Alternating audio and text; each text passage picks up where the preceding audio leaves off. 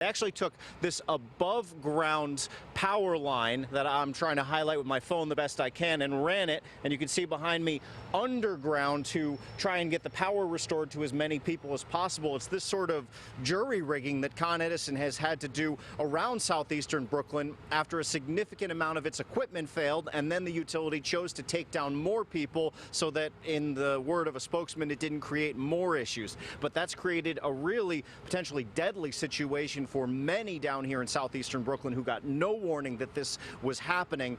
Take a listen. We have no power since yesterday morning. Eston Clare Sr. and his wife have spent much of the last 24 hours here on their porch in the Flatlands, just trying to keep cool. He says the power outage is literally life-threatening to him. I'm 75 years old, I am sickly, and I have severe sleep apnea, which means I use a machine to sleep at night, or I may stop breathing. He can die because he needs the machine, and he didn't sleep at all last night. Around the corner on Avenue N, garbage bags full of spoiled food lined the streets. Inside Aliota Pastry Shop, they watched cake after cake go bad. Now there's nearly nothing left. All those soap cases, cakes in the back, all gone.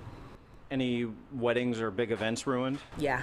Particularly frustrating to those who remained without power was that Con Edison chose to turn the lights off under the strain of the heat wave.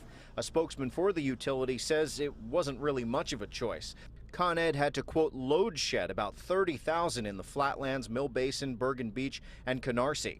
If we had not shut off the circuits there, their outages today would be much, much longer. But Michael Clendenin would not specify if there are any other areas of the power grid that workers are watching to perhaps take offline the next time something goes wrong. It's not that there are any weak points. Sometimes, unfortunately, with equipment, you can't always predict what might not make it through a heat wave.